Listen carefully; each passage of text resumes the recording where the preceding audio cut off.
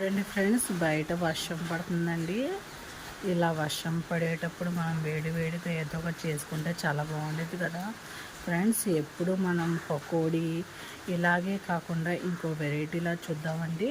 చాలా టేస్టీగా ఉండిద్దండి. ఎప్పుడు ఒకటే వెరైటీ కాకుండా నేను మీకు ఇంకో వెరైటీ చూపిస్తాను. ఇదిగోండి ఫ్రెండ్స్, బయట వర్షం పడేటప్పుడు మనం వేచిన గుళ్ళు ఇలా ఫ్రై చేసుకొని తింటే ఉండిద్దండి. చాలా టేస్టీగా ఉంటుందండి.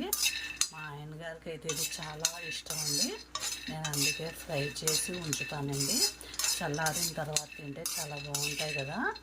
టీవీ చూస్తూ ఇది తింటుంటే ఉండిద్దండి. చాలా బాగుండిద్దండి. మీరు ట్రై చేయండి ఫ్రెండ్స్. ఇదైతే ఫ్రై చేసుకుందాం. ఇదిగోండి ఫ్రెండ్స్, వర్షం పడేటప్పుడు వేడి వేడి పల్లీలు ఫ్రై చేసుకొని ఇలా బెల్లం నంచుకుంటూ ఒక మంచి సినిమా చూస్తూ హస్బెండ్ పిల్లలతో